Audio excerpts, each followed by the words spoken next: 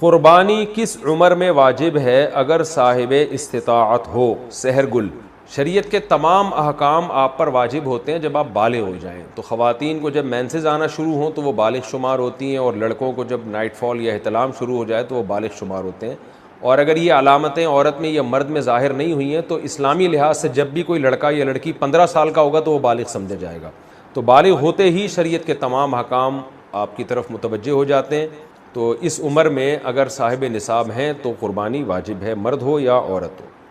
اپنی قربانی چھوڑ کر والدین کی طرف سے قربانی کرنا: میں اس سال اپنی قربانی نہ کروں، والدین کی طرف سے کر لوں، تو کیا یہ جائز ہے؟ ایم ایس فاروقی، برطانیہ سے. دیکھیں، اگر آپ کے والدین وفات پا چکے ہیں تو پھر اگر آپ والدین کی طرف سے کرتے ہیں وہ حقیقت میں آپ ہی کی طرف سے ہوتی ہے، اس کا ثواب والدین کو پہنچا رہے ہوتے ہیں، تو اس میں آپ کا اپنا واجب بھی ادا ہو جائے گا. لیکن اگر آپ کے والدین حیات ہیں تو آپ ان کی طرف سے قربانی کر رہے ہیں ان کی پرمیشن سے، تو پھر آپ کی قربانی نہیں ہوگی، بلکہ ایک جانور میں دو بندوں کی بھی نہیں ہوگی، ابا اماں دونوں کی نہیں ہوگی. دو حصے لینے پڑیں گے یا دو جانور کرنے پڑیں گے، تب ابا اور اماں کی ہوگی. تو ایسی صورت میں پھر آپ اگر صاحب نصاب ہیں تو آپ گناہ گار رہ جائیں گے. تو اگر آپ کے والدین حیات ہیں، زندہ ہیں، تو پھر تو آپ اپنی طرف سے قربانی کریں، اور والدین صاحب نصاب ہیں تو ان کی طرف سے الگ کر لیں، صاحب نصاب نہیں ہے تو ضرورت نہیں ہے کرنے کی. اور اگر والدین دنیا سے جا چکے ہیں تو ان کی طرف سے قربانی وہ اصل میں آپ ہی کی اپنا ہی قربانی کہلاتی ہے، کیونکہ مردہ جو ہے وہ تو شرعی احکام کا، عبادت کا مکلف نہیں ہے، جو میت ہے. تو آپ ہی کی قربانی ہوگی، آپ کا واجب بھی ادا ہو جائے گا اور ثواب بھی ان کو انشاءاللہ والدین کو مل جائے گا. ایصال ثواب کے لیے قربانی: ابا اماں کی طرف سے قربانی جو مرحوم ہے، دادا نانی کی طرف سے قربانی، یہ بالکل جائز ہے، اس میں کوئی حرج نہیں ہے. بعض صحابہ سے بھی ثابت ہے اور رسول اللہ صلی اللہ علیہ وسلم سے بھی ثابت ہے کہ آپ نے 2 مینڈے ذبح کی، ایک اپنے لیے اور ایک اپنی امت کے لیے. تو پتہ چلا کہ یہ قربانی اپنے لیے بھی ہو سکتی ہے اور اپنے علاوہ کسی اور کے لیے بھی ہو سکتی ہے. وہ کسی اور کوئی بھی ہو سکتا ہے، نبی صلی اللہ علیہ وسلم بھی ہو سکتے ہیں، آپ کے والدین بھی ہو سکتے ہیں، تو کوئی بھی ہو سکتا ہے. لیکن جب آپ کسی اور کے لیے قربانی کر رہے ہیں تو یا تو وہ دنیا سے جا چکا ہوگا یا وہ زندہ ہوگا. اگر دنیا سے جا چکا ہے تو وہ قربانی کا گوشت آپ خود بھی کھا سکتے ہیں، لیکن اگر وہ زندہ ہے تو اس کی پرمیشن کے بغیر اس کے لیے قربانی نہیں ہو سکتی، کیونکہ وہ ایک عبادت ہے اور جو زندہ آدمی ہے وہ عبادت کا اہل ہے. جب تک اس کی وہ نیت نہیں کرے گا خود تو اس کی قربانی نہیں ہوگی. تو وہ اس کی نیت کے لیے ضروری ہے کہ اس کو کم از کم اطلاع ضرور دی جائے اور وہ اس پہ راضی ہو، چاہے وہ زبان سے اجازت دے دے یا دل سے ویسے ہی راضی ہو، یعنی آپ کو پتہ چل جائے کہ یہ راضی ہے اس پر، تو بھی ٹھیک ہے. اگر کسی نے وصیت کی تھی کہ میرے مرنے کے بعد میرے لیے قربانی کرنا اور مال چھوڑ کر گیا ہے وہ قربانی کا، تو پھر اس کی قربانی میں سے بھی گوشت کھانا جائز نہیں ہے، وہ قربانی بھی آپ کو وہ سارا گوشت صدقہ کرنا پڑے گا. اچھا بھائی، ایک مسئلہ یہ بھی ہے کہ قربانی کسی نے نہیں کی اور بعد میں خیال آیا کاش میں قربانی کر لیتا، تو یاد رکھیں بقرعید کے 3 دن جب گزر جائیں گے تو اس کے بعد قربانی اب جائز، یعنی اب قربانی جائز نہیں ہوگی، کیونکہ وہ 3 دن گزر گئے، قربانی کا ٹائم ختم ہو گیا. اب آپ نے اگر جانور ذبح کیا تو اس کا سارا گوشت آپ صدقہ کر دیں، اور بہتر یہی ہے کہ جانور کی قیمت صدقہ کریں آپ، کیونکہ اب قربانی کا ٹائم چلا گیا. تو اس لیے بقرعید کے 3 دنوں، پھر وہ اگلے سال بقرعید میں بھی نہیں ہو سکتی قضا اس کی. تو بس بقرعید کے 3 دن کے اندر اندر تو جانور ذبح کرنا ہے. اگر آپ نے ذبح نہیں کیا اور آپ پر قربانی واجب تھی، آپ سے غلطی ہوئی ہے، تو اب 3 دنوں کے بعد آپ نے کیا کرنا ہے، اس جانور کا یعنی اس جانور کی قیمت آپ صدقہ کر دیں. اب جو ہے وہ قربانی کا ٹائم چلا گیا. اور یہ بھی یاد رکھیں اس پر بہت مضبوط دلائل ہیں کہ قربانی کے صرف 3 دن ہیں. اس پر میں کلپ ریکارڈ کروا چکا ہوں، صحابہ تابعین کے آثار ہیں، احادیث ہیں. یہ صرف 3 دن قربانی جائز ہے، چوتھے دن قربانی جائز نہیں ہے. بہت ساری روایات ہیں اس پر صحابہ کرام کی، تقریباً اجماع اس کے اوپر کہ چوتھے دن قربانی جائز نہیں ہے. اور جو چوتھے دن والی حدیث ہے وہ بالاتفاق ضعیف ہے. تو اس لیے اپنے اہم ترین عبادت کو آپ ضائع نہ کریں. جو اللہ نے ہمیں 3 دن بتائے ہیں اسی میں قربانی کریں، اور وہ اتنے دن ہیں کہ ہمیں چوتھے دن کی طرف جانے کی ضرورت بھی نہیں. لیکن اگر کوئی کر رہا ہے تو بحث مباحثہ نہ کریں، لڑائی جھگڑا یہ بھی اچھی چیز نہیں ہے. آپ خود احتیاط کریں، صرف 3 دن، اور جتنے لیٹ کریں گے قربانی کا ثواب کم ہوگا. پہلے دن سب سے زیادہ، دوسرے دن اس سے کم، تیسرے دن اس سے بھی کم. اچھا بھائی، اور مسئلہ کیا ہے کہ قربانی میں عقیقے کی نیت کرنا، یہ سوال بھی بہت پوچھا جاتا ہے. بالکل جائز ہے. آپ ایک گائے لے کر آئے تو آپ اس میں اپنے بچوں کا عقیقہ بھی کر سکتے ہیں، اور قربانی کا یعنی بیٹے کا، لڑکے کی طرف سے 2 حصے ڈال دیں اس میں اور ایک اپنی قربانی بھی کر لیں. یہ بھی بالکل جائز ہے. اچھا بھائی، اور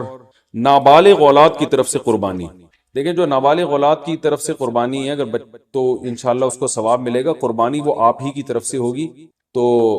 یعنی آپ ہی اس قربانی کے مالک ہیں، تو کیونکہ جو نابالغ ہے نا اس پر قربانی بہرحال واجب نہیں ہوتی، چاہے وہ کتنا ہی مالدار کیوں نہ ہو، اور اگر بالکل ہی چھوٹا بچہ ہے تو پھر اس کی طرف سے قربانی کا مطلب یہ ہوتا ہے کہ آپ خود ہی بس قربانی کر رہے ہیں، تو وہ قربانی کا اہل نہیں ہے، اس کی طرف سے قربانی نہیں ہوگی۔ ہاں اگر وہ سمجھدار ہے،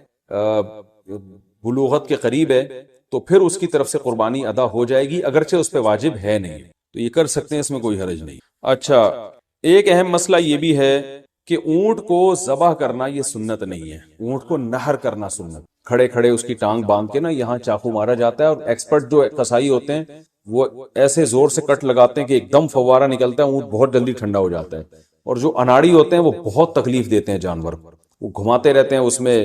اور ان کو صحیح نس ملتی نہیں ہے، رگ ملتی نہیں ہے، اونٹ کا خون کم بہتا ہے، وہ بہت دیر سے اس کی جان نکلتی ہے، تو یہ بہت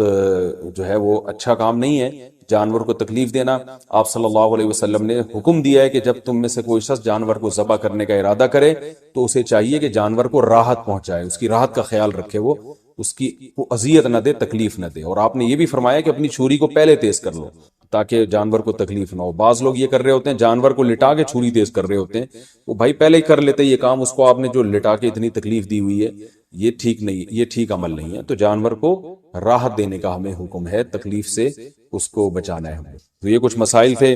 اور بھی کوشش کر رہا ہوں کہ کوئی مسائل دماغ میں آ جائیں جو لوگ زیادہ۔ ایک اور مسئلہ رہ گیا کہ قصائی کو گوشت کی اجرت کے طور پہ دینا جائز نہیں ہے، قصائی کو الگ سے اجرت دیں، گوشت ویسے جب بیٹھا ہو تو کھانا وانا گوشت پکا کے کھلا سکتے ہیں، سب کھا رہے ہوتے ہیں تو وہ بھی کھا سکتا ہے، لیکن گوشت جو الگ سے قصائی لوگ سائیڈوں پہ نکال لیتے ہیں، پٹ کا گوشت الگ کر دیا، چانپیں ادھر کر دی، بہت ہاتھ گھوم رہے ہوتے ہیں بعض قصائیوں کے، تو ان کو منع کریں اس عمل سے، اور خاص طور پہ جو مشترک جانور ہے حصوں والا، اس میں تو یہ عمل اور بھی برا ہے۔ تو پہلا سب سے بڑا مسئلہ یہ ہے کہ قربانی واجب کس پر ہے،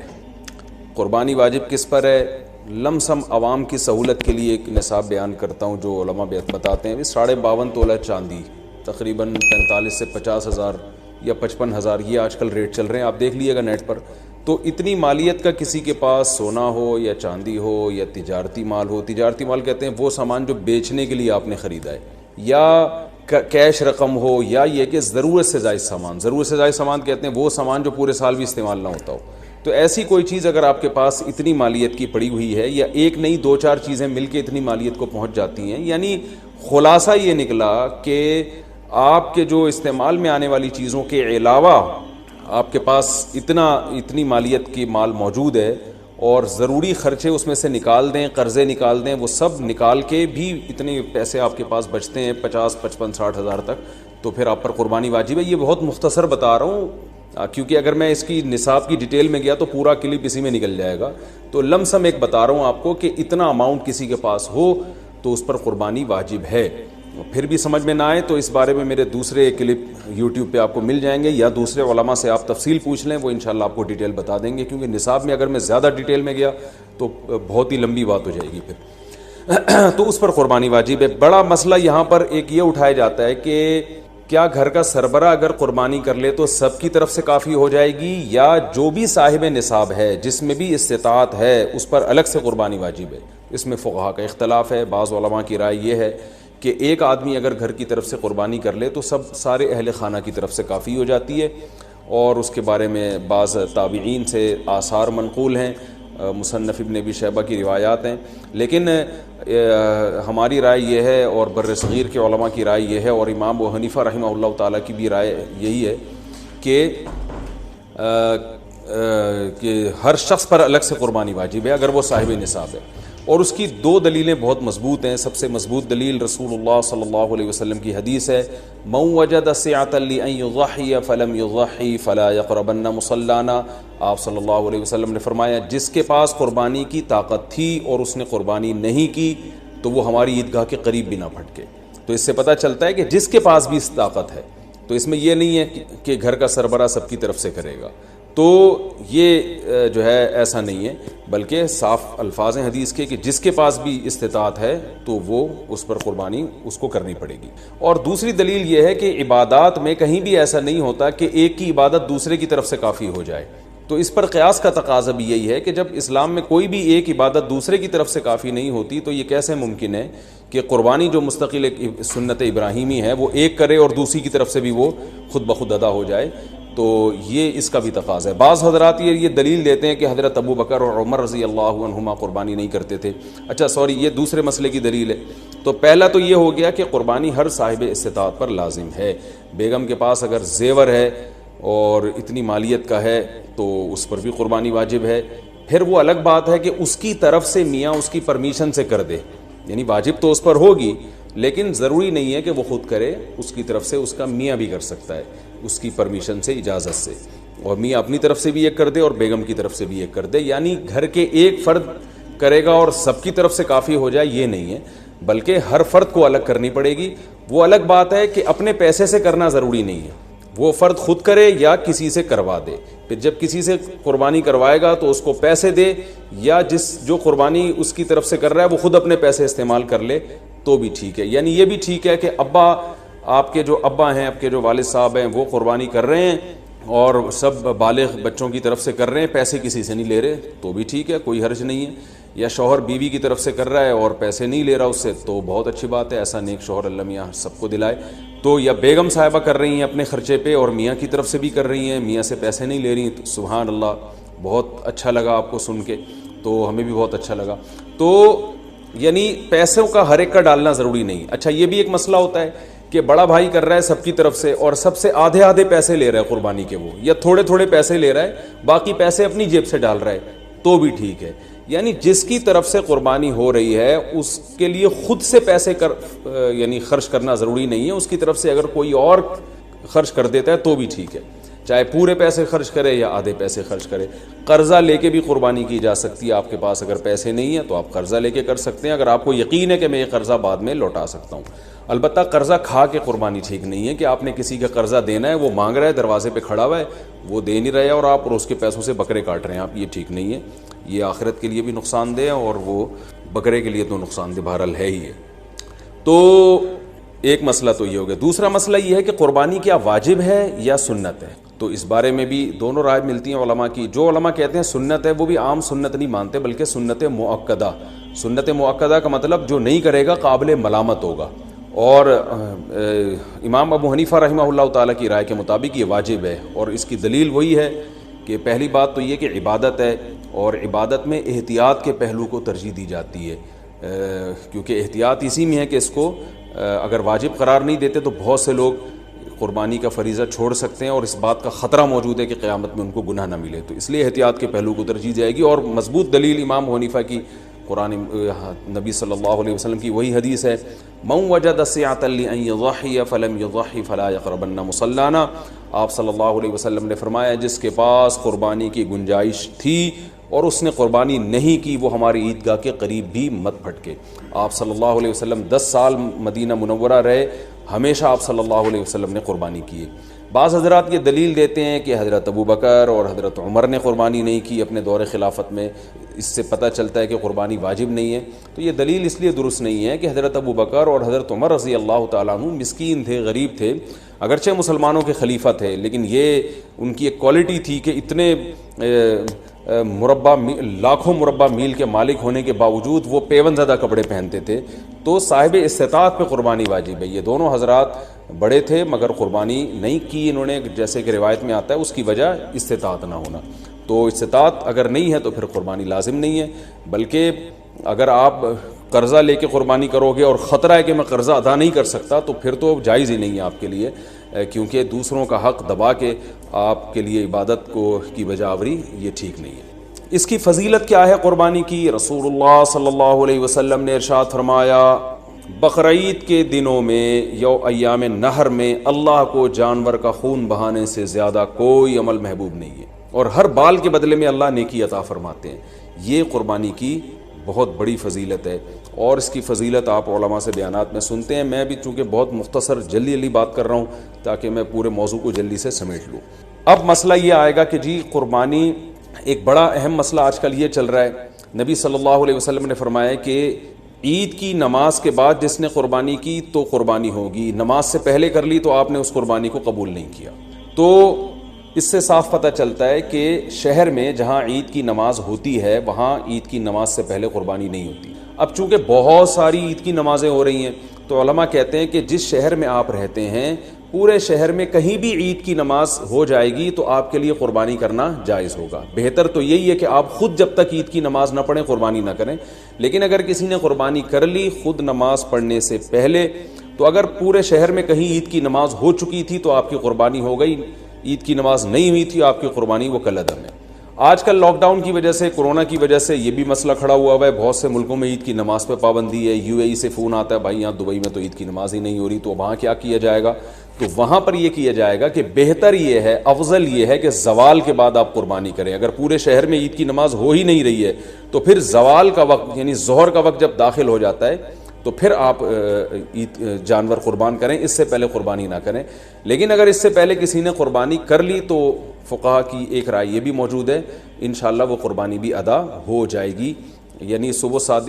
صادق کے بعد بھی اگر کسی نے قربانی کر لی تو قربانی ہو جائے گی. لیکن بہتر یہ احتیاط اسی میں ہے کہ ایسے جگہوں پہ جہاں عید کی نماز نہیں ہو رہی ہے، بعض کنٹریز ایسے ہیں جہاں عید کی نماز نہیں ہوتی، تو وہاں پر پھر آپ زوال کے بعد جانور کو قربان کریں آپ. یہ مسئلہ ہو گیا. اچھا، اب جانور خریدتے ہوئے کیا چیزیں آپ نے دیکھنی ہے؟ سب سے پہلی بات 4 جانوروں کی قربانی جائز ہے. اونٹ، اور یہ گائے، بھینس بھی گائے کے حکم میں ہی ہے، اور بکرا اور دمبا. ہرن کی قربانی یا نیل گائے کی قربانی یا اور دوسرے جو جنگلی جانور ہیں ان کی قربانی جائز نہیں ہے. ان 4 جانوروں میں اونٹ کی عمر 5 سال ہونی چاہیے، گائے کی عمر 2 سال ہونی چاہیے، اور بکرے کی عمر 1 سال ہونی چاہیے، اور دمبے کی بھی اصل تو یہی ہے کہ 1 سال عمر ہو. لیکن اگر 6 مہینے کا دمبا اور بھیڑ یا جو بھی سرگودا کے کجلے بڑے مشہور ہیں، 6 مہینے کا اگر دیکھنے میں سال کا لگتا ہے یعنی موٹا تازہ ہو تو 6 مہینے کا دمبا بھی جائز ہے. 6 مہینے سے کم کا جائز نہیں ہے. اور 6 مہینے کا دمبا اگر دیکھنے میں 6 مہینے کا نہیں لگ رہا، 1 سال کا نہیں لگ رہا، بچہ ہی لگ رہا ہے، چھوٹا لگ رہا ہے، کمزور ہے، پھر اس کی بھی جائز نہیں ہے. تو دمبا اگر 6 مہینے کا موٹا تازہ ہے تو اس کی قربانی جائز ہے. اور باقی بکرا 1 سال کا ہونا ضروری، اور گائے 2 سال کی، اور اونٹ 5 سال کا. اچھا، اس میں یہ بات ضروری ہے کہ یہاں سال سے مراد اسلامی سال ہے. مثال کے طور پر آپ بکرا لینے کے لیے گئے مارکیٹ میں، ہاں بھائی کتنی عمر ہے؟ اس نے کہا کہ جی اتنی عمر ہے. تو آپ اس سے سیدھا سیدھا یہ پوچھیں کہ بھائی پچھلے سال بقرعید سے پہلے یہ پیدا ہو چکا تھا کہ نہیں ہوا تھا؟ اگر پچھلے سال بقرعید سے پہلے پیدا ہو چکا تھا تو اس سال بقرعید میں اس کی قربانی جائز ہے. بلکہ پچھلے سال اگر بقرعید والے دن پیدا ہوا تھا تو اس سال بقرعید والے دن جب وہ ٹائم گزرے گا تو اس ٹائم میں بھی اس کی قربانی جائز ہو جائے گی، کیونکہ پورا سال اسلامی سال گزر چکا ہے. دانتوں کا اعتبار نہیں ہے، یاد رکھیں. لوگ دانت کو زیادہ فوکس کر رہے تھے، 2 دانت ہے کہ 4 دانت ہے کہ کھیرا ہے، تو دانت کا اعتبار نہیں ہے. اصل حکم ہے جانور کی عمر کا کہ گائے 2 سال ہو، اور 2 سال میں یاد رکھیں دانت پورے، جو ماہرین ہیں نا جو بچھڑے پالتے ہیں وہ کہتے ہیں 2 سال میں دانت نکلتے نہیں ہیں، 2 سال پورے ہونے کے بعد نکلنا شروع ہوتے ہیں. تو اگر آپ کو کسی جانور کے بارے میں یقین ہے کہ اس کی عمر 2 سال ہو چکی ہے تو آپ اس کی قربانی کر سکتے ہیں بچڑے کی، چاہے وہ کھیرا ہی کیوں نہ ہو. البتہ مارکیٹ میں لوگوں کو پتہ نہیں چلتا، جھوٹ بہت چلتا ہے، تو اس لیے لوگ دانت دیکھتے ہیں، کیونکہ دانت اگر نکلے ہوئے ہوں 2 دانت ہے تو اس کا یقین ہوتا ہے کہ 2 سال سے اوپر کا ہی ہے. تو اس لیے لوگ دانتوں کو فوکس کر رہے ہوتے ہیں کہ سامنے والے کا پتہ نہیں ہوتا کہ سچ کہہ رہا ہے کہ جھوٹ کہہ رہا ہے. لیکن اگر آپ کو سامنے والے کی بات پر اعتماد آ جائے اور وہ یقین دلا دے آپ کو کہ بھئی یہ 2 سال کا بچڑا ہے، تو پھر بے شک کھیرا بھی ہو تو آپ اس کی قربانی کر سکتے ہیں. اور بکرا اگر 1 سال کا ہو چکا ہے، یقین ہو گیا آپ کو، کسی بھی طرح سے یقین ہو گیا، تو پھر بے شک کھیرا بھی ہو اس کی قربانی بھی آپ کر سکتے ہیں. یہ تو ہو گیا جی جانور کی عمر کے بارے میں. عیب کون سا ہو جانور میں جس کی وجہ سے قربانی نہیں ہوتی، یہ بھی بہت زیادہ سوال پوچھا جاتا ہے. دمیں اٹھا کے لوگ چیک کر رہے ہوتے ہیں اوریجنل ہے، پلاسٹک کی تو نہیں لگی ہوئی. تو اب چونکہ زیادہ تر لوگ سب سے پہلے دم ہی چیک کرتے ہیں تو ہم شروع بھی دم ہی سے کرتے ہیں. تو جانور کی جو دم ہے اگر آدھی کٹی ہوئی ہے تو اس کی قربانی جائز نہیں ہے، آدھی سے کم کٹی ہوئی ہے تو قربانی جائز ہے. تو اس سے پتہ چلتا ہے کہ پوری دم ہی اگر چپکائی ہوئی ہے یا سی ہوئی ہے تو بھی قربانی جائز نہیں ہے. تو کم سے کم آدھی دم آدھی سے زیادہ دم اس کی سلامت ہونی چاہیے، اس سے تھوڑی بہت کٹی ہوئی ہے تو اس سے کوئی فرق نہیں پڑتا۔ کان کا بھی یہی حکم ہے، کان اگر آدھا کٹا ہوا ہے تو قربانی جائز نہیں ہے، آدھے سے کم کٹا ہوا ہے تو قربانی جائز ہے۔ بعض دفعہ ایسے کان نہ چرے ہوئے ہوتے ہیں تو اس سے کوئی فرق نہیں پڑتا، قربانی اس کی بھی جائز ہے۔ آنکھ کا حکم یہ ہے کہ ایک آنکھ کی اگر بینائی نہیں ہے تو قربانی جائز ہے، بینائی ہے لیکن کم نظر آتا ہے اور جانور دیکھ لیتا ہے گھاس ماس کو تو بھی ٹھیک ہے، یعنی پوری نظر کا 6/6 ہونا ضروری نہیں ہے، البتہ بالکل ہی ایک آنکھ کی بینائی غائب ہو تو پھر اس کی قربانی درست نہیں ہے۔ لنگڑا پن اتنا ہو اگر جانور میں کہ وہ بیچارہ لنگڑے پن کی وجہ سے آپ اس کو ذبح کرنے جہاں لے جانا چاہتے ہیں نا وہاں تک بھی نہیں جا سکتا، پہیے لگا کے دھکا دینا پڑ رہا ہے آپ کو اس کو، تو پھر تو قربانی جائز نہیں ہے۔ تھوڑا بہت لنگڑاتا ہو لیکن چل لیتا ہو تو قربانی ایسے جانور کی جائز ہے۔ یہ ہو گیا جانور کے عیب کے بارے میں۔ خارشی جانور ہو، خارش زدہ جانور، تو اگر خارش اتنی ہے کہ اسکن سے اس کے گوشت کے اندر تک وہ اثرات پہنچے ہوئے ہیں اور اس کی وجہ سے بہت زیادہ لاغر ہو کے ہڈیوں کا ڈھانچہ بن گیا ہے تو ایسی قربانی، ایسے جانور کی قربانی جائز نہیں ہے۔ لیکن اگر ایسی خارش ہے اس جانور کو تو اس سے کوئی فرق نہیں پڑتا۔ آج کل انسانوں کو آپ کو پتہ ہے اتنی خارش ہے تو جانوروں میں ہو گئی تو کیا مسئلہ ہو گیا اس سے۔ سینگ کے بارے میں بھی لوگ بہت سوال پوچھتے ہیں کہ جانور کا سینگ کٹا ہوا ٹوٹا ہوا تو قربانی جائز ہے یا نہیں؟ بالکل جائز ہے۔ آج کل تو جانور کے پیدائشی سینگ ہی گھس دیے جاتے ہیں تو وہ جائز ہے۔ البتہ جانور کا سینگ اگر ٹوٹ گیا چوٹ لگنے سے اور ایسا ٹوٹا کہ جڑ سے اکھڑ کے نا اس کے دماغ ہل جاتا ہے، پھر تو ایسے جانور کی قربانی پھر جائز نہیں ہے۔ لیکن اس طرح ہوتا نہیں ہے، کوئی حادثہ ہو جائے تو پھر تو ہوتا ہے جانور کے ساتھ، نارملی ایسا ہوتا نہیں ہے۔ تو اس لیے منڈی سے جب آپ جانور خریدا کریں تو سینگوں پہ زیادہ غور نہ کیا کریں، تمیز سے جانور لے لیا کریں آپ، ٹھیک ہے؟ اس میں زیادہ وہمی بننے کی ضرورت نہیں ہے۔ خصی جانور کی قربانی بھی جائز ہے اور بعض لوگ اس کو صحیح نہیں سمجھتے، لیکن صحیح حدیث سے ثابت ہے، آپ صلی اللہ علیہ وسلم نے خصی جانور کی قربانی بھی کی ہے۔ اچھا، دودھ والے جانور کی قربانی بھی جائز ہے لیکن اس کا دودھ پینا جائز نہیں ہے۔ ہاں، جب جانور ذبح ہو گیا تو پھر جانور کے ہر آپ جو ہے گوشت سے بھی فائدہ اٹھا سکتے ہیں، دودھ سے بھی فائدہ اٹھا سکتے ہیں۔ تو اگر آپ نے جانور قربانی والے جانور جو ابھی ذبح نہیں ہوا اس کا دودھ آپ نے پیا تو دودھ نکالا تو صدقہ کرنا پڑے گا اس کو۔ اچھا، دوسری بات حاملہ جانور کی قربانی، یعنی وہ گائے جس کے پیٹ میں بچہ ہو۔ یہ سوال بہت زیادہ پوچھا جاتا ہے۔ تو دیکھیں، اگر وہ گائے جس کے بالکل بچہ ہونے والا ہے، یعنی پورا بچہ بن چکا ہے، بچے کی ولادت کا وقت قریب ہے، تو بہتر یہ ہے کہ ایسے جانور کی قربانی نہ کی جائے، ناپسندیدہ ہے۔ لیکن جائز ہے، قربانی ادا ہو جائے گی، بہتر یہ ہے کہ نہ کی جائے۔ اور اگر گائے گابھن ہے اور وہ ابتدائی مرحلے میں وہ حمل ہے اس کے، تو پھر اس میں کوئی یعنی پھر بہتر بھی یہی، پھر اس میں کوئی حرج نہیں ہے، اس کی قربانی آپ کر سکتے ہیں۔ تو اگر آپ جانور لے کر آ گئے، بعد میں پتہ چلا کہ اس گائے کے پیٹ میں تو بچہ ہے، تو اب چونکہ لا چکے ہیں، واپس تو کرنا آپ کے لیے بہت مشکل ہے۔ منڈی میں کون لے کے جائے گا اس کو؟ کراچی کی منڈی کو دیکھ کے ہم تو مسائل بتاتے ہیں بھائی، یہاں تو کیچڑ اب بارش میں ماشاءاللہ اتنا ہو گیا ہے کہ لوگ کیچڑ میں تیرتے ہوئے جا رہے ہیں منڈی میں، تو اب وہ اس گابن گائے کو آپ لے کے کیسے جائیں گے؟ تو پھر کوئی حرج نہیں ہے، آپ اس گابن گائے کو بھی ذبح کر سکتے ہیں، کوئی حرج نہیں ہے اس میں۔ ہاں، اس میں سے بچہ جب نکلے تو وہ بچہ اگر زندہ ہو تو فوراً اس کو بھی ذبح کر دیں آپ، تو اس کا گوشت بھی حلال ہو جائے گا۔ اچھا، لوگ یہاں ایک سوال پوچھتے ہیں اس معصوم بچے کا کیا قصور ہے؟ تو میں ان کو جواب دیتا ہوں کہ اس کی ماں کا بیچاری نے کون سے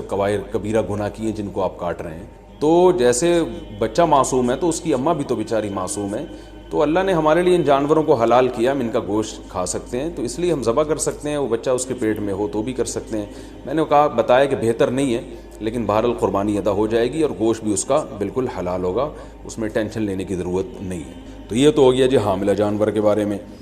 اچھا،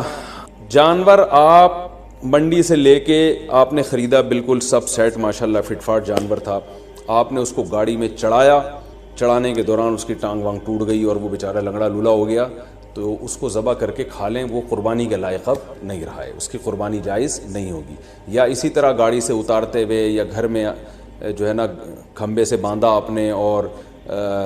جانور نے کوئی شرارت کی یا کچھ مسئلہ ہو گیا جس کی وجہ سے آنکھ چلی گئی اس کی، یا کوئی ایسا عیب پیدا ہو گیا جس کی وجہ سے قربانی جائز نہیں ہوتی، تو اب اس کی قربانی ہو نہیں سکتی، وہ آپ پھر قصائی کو بھی بیچ سکتے ہیں اور خود بھی گوشت کھا سکتے ہیں۔ البتہ جانور کو جب ذبح کرنے کے لیے گرایا جاتا ہے، اس دوران اگر جانور کے کوئی ہاتھ پاؤں ٹوٹ گئے یا کوئی اندھا ہو گیا بیچارہ یا کچھ مسئلہ ہو گیا تو بے فکر رہیں، پھر کوئی حرج نہیں ہے، کیونکہ گراتے یہ تو اللہ کا حکم ہے جانور کو گرا کے ذبح کرو، تو گرانے میں بعض دفعہ ایسا مسئلہ ہو جاتا ہے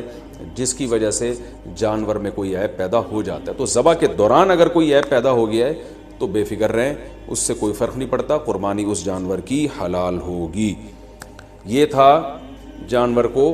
گاڑی میں چڑھانا اور اتارنے سے متعلق۔ اچھا، ایک اہم مسئلہ یہ ہے، اب ہم آتے ہیں، میرا خیال ہے عیب والے مسائل تو کافی حد تک حل ہو چکے ہیں، اب ہم آتے ہیں جانور کو لٹانے، بلکہ اس سے پہلے کہ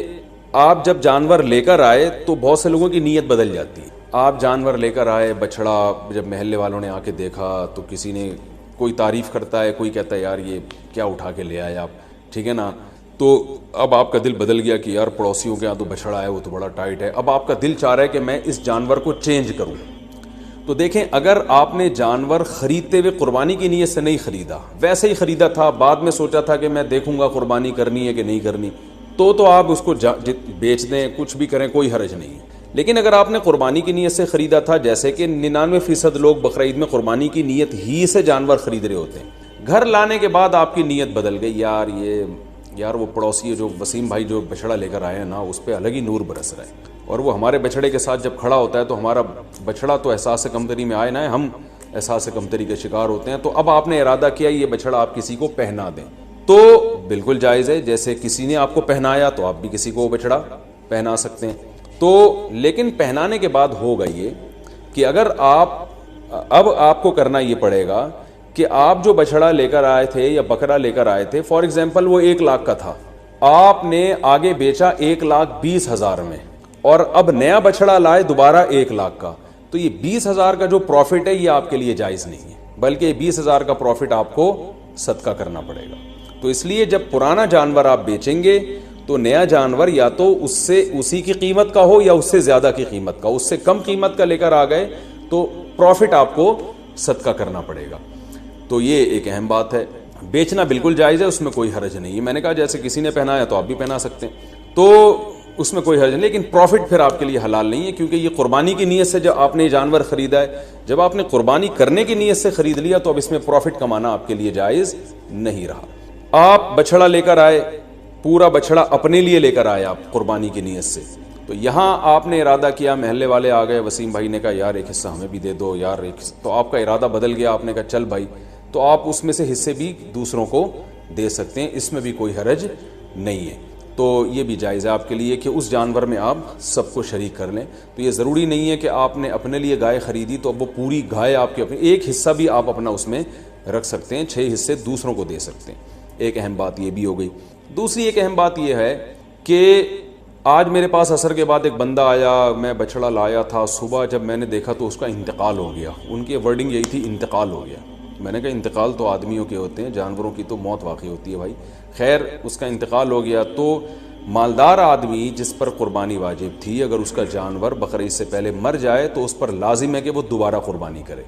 ہاں، دوبارہ قربانی میں یہ ضروری نہیں ہے کہ جتنا مہنگا پہلا جانور تھا اتنا ہی دوسرا بھی ہو، نہ، سستا جانور بھی کیا جا سکتا ہے، کیونکہ اب آپ پروفٹ نہیں کما رہے اس پہ، تو اس لیے وہ تو اللہ نے ہی اس کو اٹھا لیا پہلے۔ تو اس جانور کو ذبح کر کے مرنے سے پہلے گوشت کھا لیں یا قصائی کو بیچ دیں، اور جو آپ نیا جانور لے کر آئیں گے وہ یعنی وہ بیچ اس لیے دیں یا گوشت اس لیے تاکہ وہ اس نے بھی گوشت ہی یعنی گوشت کے طور پر ہی قصائی نے بھی استعمال کرنا ہے اس کو۔ تو جانور اگر مر گیا، آپ نیا جانور اگر لے کر آئے ہیں تو نئے جانور میں یہ ضروری نہیں ہے کہ پہلے والے جانور سے وہ مہنگا ہو، وہ سستا بھی لا سکتے ہیں۔ آپ پوری بچھڑا لے کر آئے تھے تو اب کوئی بات نہیں، ایک دمبا کر لیں چھوٹا موٹا آپ، تو یہ ضروری نہیں ہے کہ اتنا ہی مہنگا ہو وہ۔ اگر جانور مر جائے تو بس آپ نے ایک واجب اپنے ذمے سے پورا کرنا ہے، تو وہ سستا جانور بھی کر سکتے ہیں۔ اور اگر غریب آدمی جانور خرید کے لایا تھا قربانی کی نیت سے، وہ جانور مر گیا تو بس غریب کو ثواب مل گیا، دوبارہ اس پر قربانی واجب پہلے بھی نہیں تھی، اب بھی واجب نہیں ہے۔ تو یہ ہو گیا جی۔ اچھا، اب ہم چلتے ہیں قربانی کے مسائل میں ذبح کی طرف۔ جانور ذبح کرنے میں ایک بڑی کوتاہی یہ ہوتی ہے کہ قصائیوں کے حوالے چھری کر دی جاتی ہے، بعض دفعہ پتہ نہیں ہوتا کہ یہ مسلمان ہیں بھی یا نہیں ہیں، کیونکہ ان دنوں میں ہندو بھی بہت سے قصائی بنے ہوئے ہوتے ہیں۔ تو یاد رکھیے گائے کی گردن پہ یا جانور کی گردن پہ جو چھری چلانے والا ہے، پکڑنے والا کوئی بھی ہو، رسی باندھنے والا کوئی بھی ہو، چھری چلانے والے کا توحید پرست ہونا ضروری ہے یا اہل کتاب ہونا ضروری ہے. تو اس لیے یہ دیکھ لیں کہ یہ مسلم بھی ہے یا نہیں ہے. اور تو بلا وجہ خامخواہ میں کوئی کہہ رہا ہوں میں مسلمان ہوں تو اب یہ نہیں کہ لیبارٹری چیک کے لیے بھیج دیا آپ نے اس کو کہ ہے بھی کہ نہیں ہے، اتنی تحقیق کی ضرورت نہیں ہے. تو بس یہ پہلے تحقیق کر لیا کریں بھائی مسلمان ہو، توحید پرست ہو، ایک اللہ کو مانتے ہو، نبی صلی اللہ علیہ وسلم کی ختم نبوت کے قائل ہو، اور نبی صلی اللہ علیہ وسلم کو مختار کل، مشکل کشا، حاجت روا تو نہیں سمجھتے. تو جو توحید کا عقیدہ ہے نا وہ بہرحال پہلے ضروری ہے. جو بیسک اسلام کے عقائد ہیں وہ اس کو پتہ ہونے چاہیے. تو اس کے بغیر جانور کا ذبیحہ جو ہے اگر آپ کو پتہ چل گیا کہ یہ مشرک ہے تو پھر اس کا ذبیحہ حلال نہیں ہے. ایک بات. دوسری بات، قصائیوں میں یہ کوتاہی ہوتی ہے کہ قصائی جو ہے وہ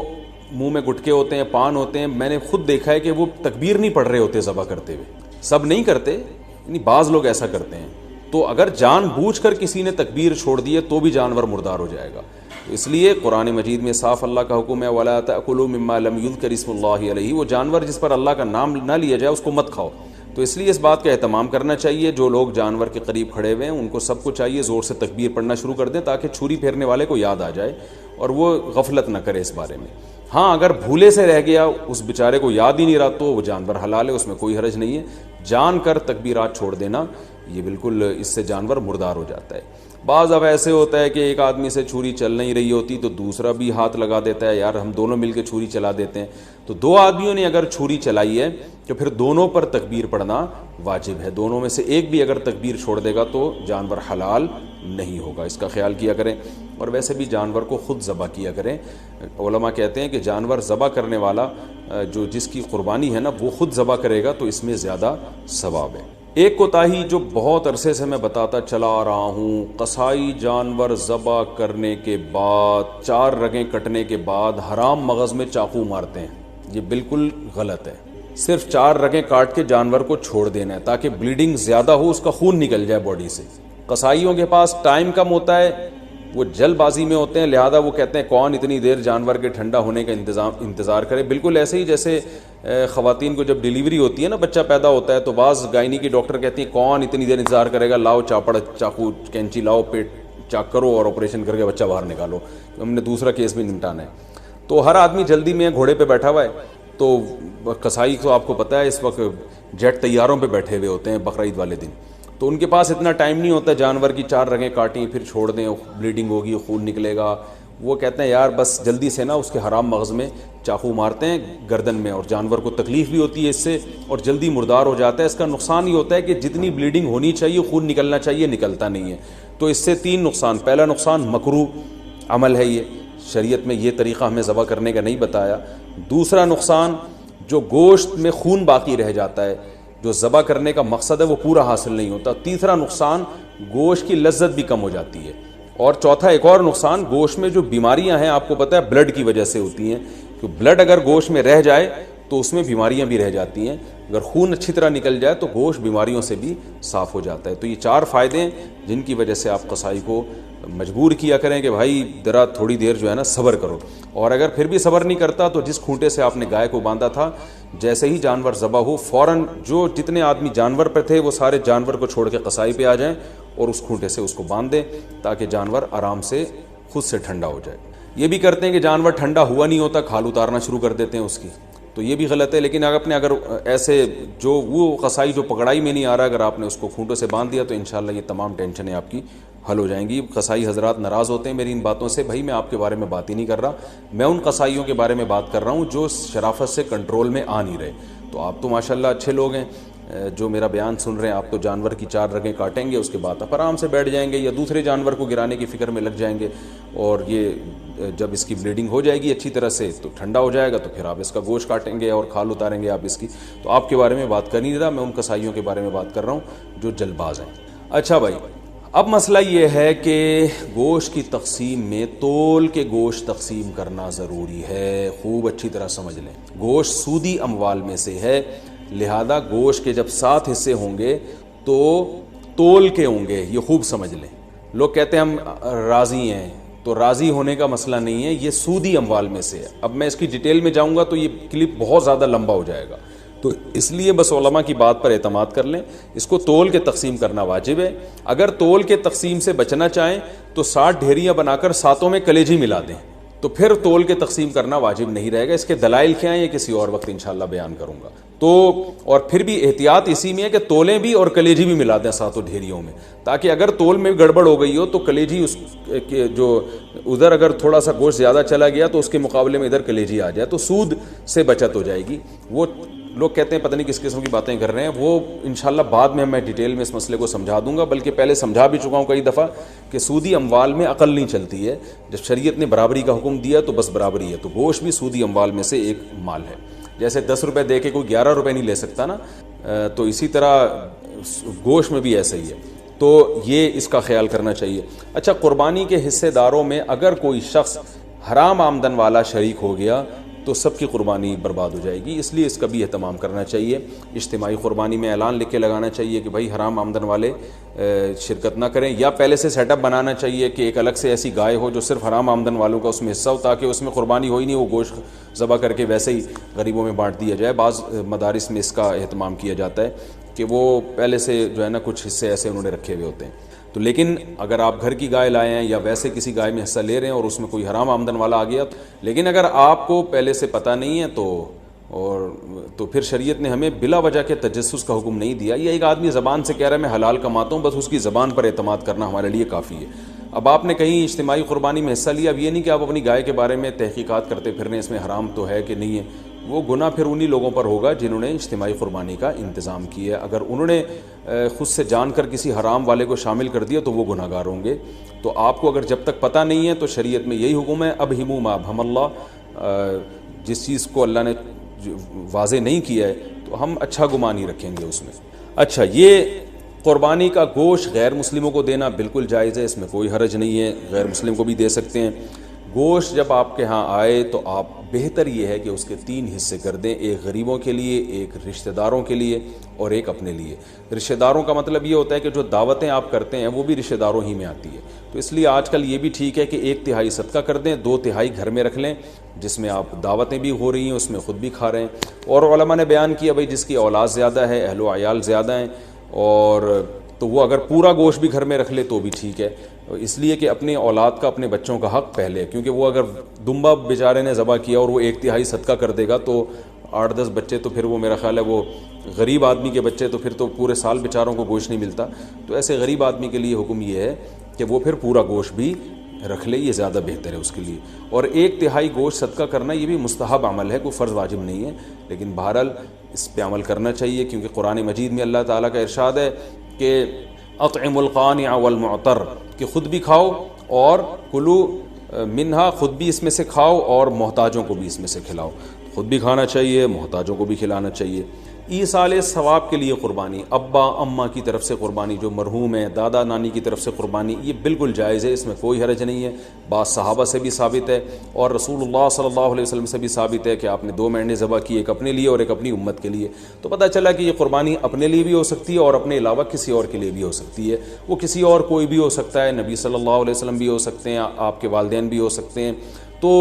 کوئی بھی ہو سکتا ہے. لیکن جب آپ کسی اور کے لیے قربانی کر رہے ہیں تو یا تو وہ دنیا سے جا چکا ہوگا یا وہ زندہ ہوگا. اگر دنیا سے جا چکا ہے تو وہ قربانی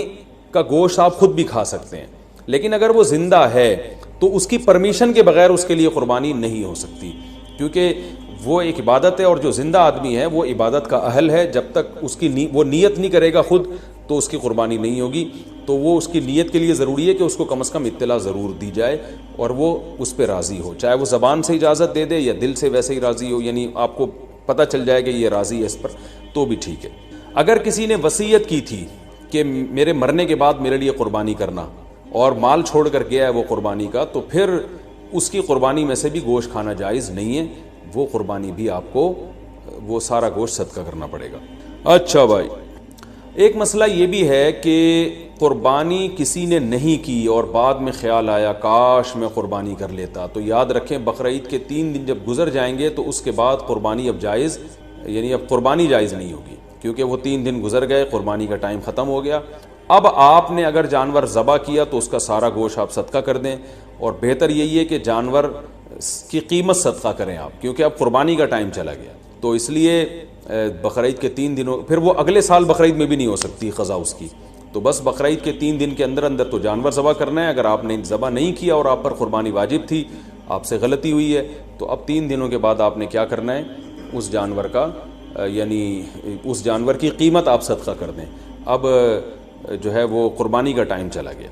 اور یہ بھی یاد رکھیں، اس پر بہت مضبوط دلائل ہیں کہ قربانی کے صرف 3 دن ہیں۔ اس پر میں کلپ ریکارڈ کروا چکا ہوں، صحابہ تابعین کے آثار ہیں، احادیث ہیں کہ صرف 3 دن قربانی جائز ہے، چوتھے دن قربانی جائز نہیں ہے۔ بہت ساری روایات ہیں اس پر صحابہ کرام کی، تقریباً اجماع ہے اس کے اوپر کہ چوتھے دن قربانی جائز نہیں ہے، اور جو چوتھے دن والی حدیث ہے وہ بالاتفاق ضعیف ہے۔ تو اس لیے اپنے اہم ترین عبادت کو آپ ضائع نہ کریں، جو اللہ نے ہمیں 3 دن بتائے ہیں اسی میں قربانی کریں، اور وہ اتنے دن ہیں کہ ہمیں چوتھے دن کی طرف جانے کی ضرورت بھی نہیں۔ لیکن اگر کوئی کر رہا ہے تو بحث مباحثہ نہ کریں، لڑائی جھگڑا یہ بھی اچھی چیز نہیں ہے، آپ خود احتیاط کریں، صرف 3 دن، اور جتنے لیٹ کریں گے قربانی کا ثواب کم ہوگا، پہلے دن سب سے زیادہ، دوسرے دن اس سے کم، تیسرے دن اس سے بھی کم۔ اچھا بھائی، اور مسئلہ کیا ہے کہ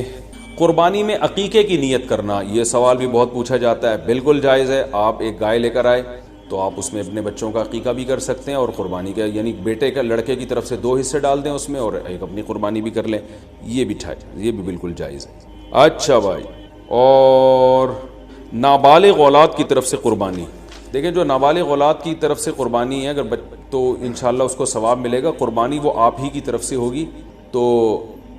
یعنی آپ ہی اس قربانی کے مالک ہیں، تو کیونکہ جو نابالغ ہے نا اس پر قربانی بہرحال واجب نہیں ہوتی، چاہے وہ کتنا ہی مالدار کیوں نہ ہو، اور اگر بالکل ہی چھوٹا بچہ ہے تو پھر اس کی طرف سے قربانی کا مطلب یہ ہوتا ہے کہ آپ خود ہی بس قربانی کر رہے ہیں، تو وہ قربانی کا اہل نہیں ہے، اس کی طرف سے قربانی نہیں ہوگی۔ ہاں اگر وہ سمجھدار ہے، بلوغت کے قریب ہے، تو پھر اس کی طرف سے قربانی ادا ہو جائے گی، اگرچہ اس پہ واجب ہے نہیں، تو یہ کر سکتے ہیں، اس میں کوئی حرج نہیں ہے۔ اچھا، ایک اہم مسئلہ یہ بھی ہے کہ اونٹ کو ذبح کرنا یہ سنت نہیں ہے، اونٹ کو نہر کرنا سنت ہے، کھڑے کھڑے اس کی ٹانگ باندھ کے نا یہاں چاقو مارا جاتا ہے، اور ایکسپرٹ جو قصائی ہوتے ہیں وہ ایسے زور سے کٹ لگاتے ہیں کہ ایک دم فوارہ نکلتا ہے، اونٹ بہت جلدی ٹھنڈا ہو جاتا ہے، اور جو اناڑی ہوتے ہیں وہ بہت تکلیف دیتے ہیں جانور کو، وہ گھماتے رہتے ہیں اس میں، اور ان کو صحیح نس ملتی نہیں ہے، رگ ملتی نہیں ہے، اونٹ کا خون کم بہتا ہے، وہ بہت دیر سے اس کی جان نکلتی ہے، تو یہ بہت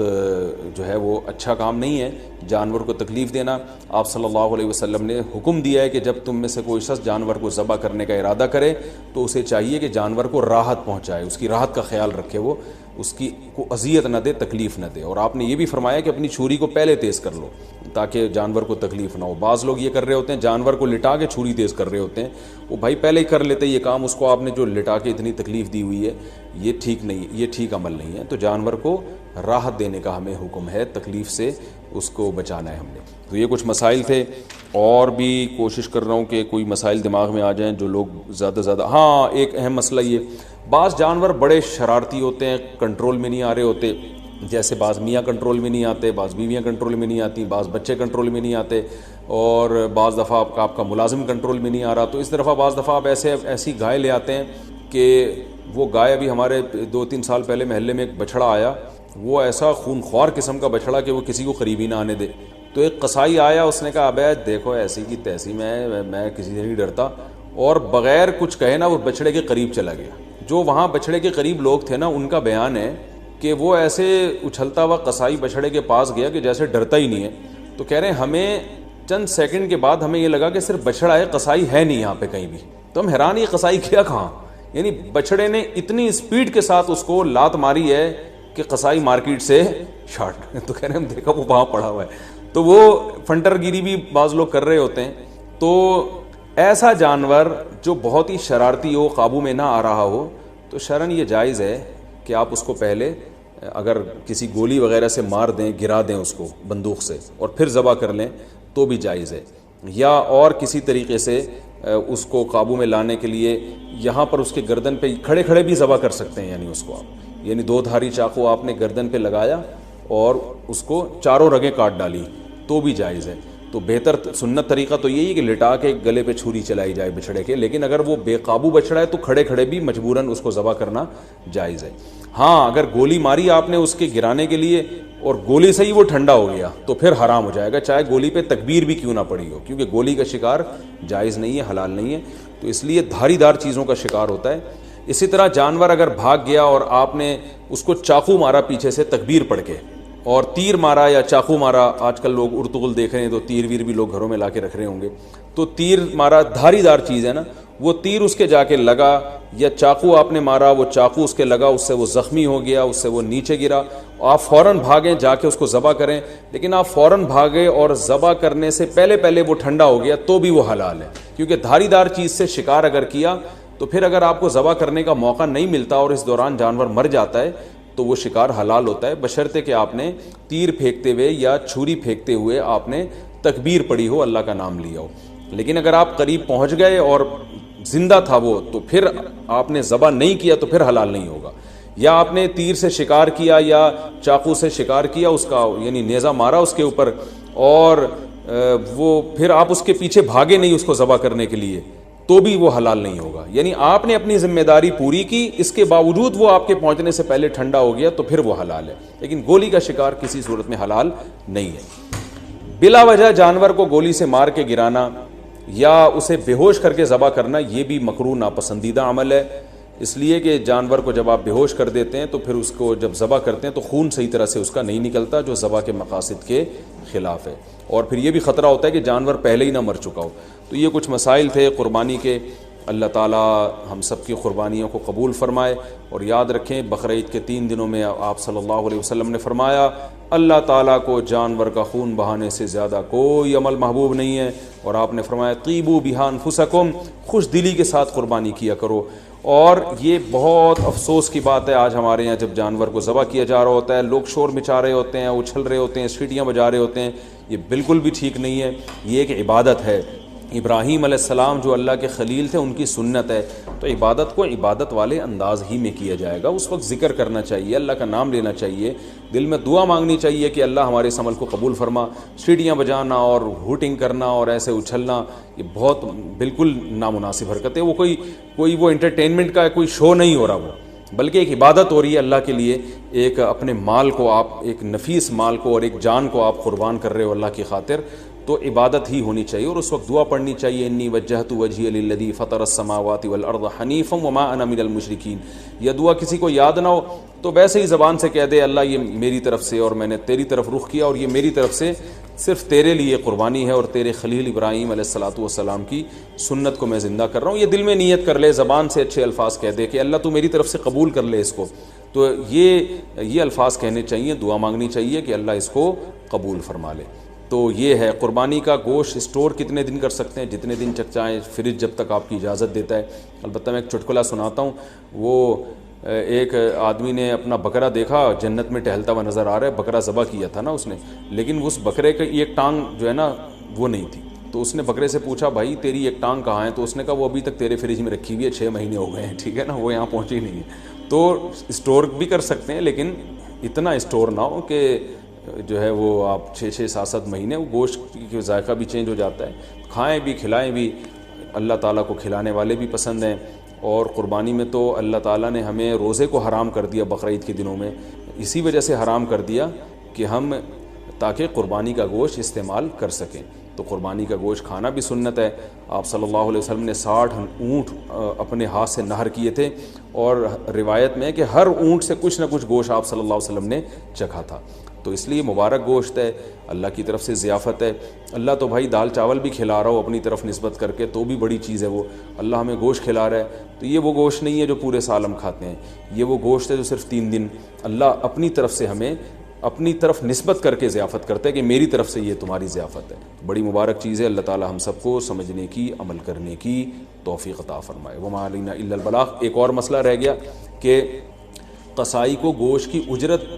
اجرت کے طور پہ دینا جائز نہیں ہے، قصائی کو الگ سے اجرت دیں، گوشت ویسے ہی جب بیٹھا ہو تو کھانا وانا گوشت پکا کے کھلا سکتے ہیں، سب کھا رہے ہوتے ہیں تو وہ بھی کھا سکتا ہے، لیکن گوشت جو الگ سے قصائی لوگ سائڈوں پہ نکال لیتے ہیں، پٹ کا گوشت الگ کر دیا، چانپیں ادھر کر دیں، بہت ہاتھ گھوم رہے ہوتے ہیں بعض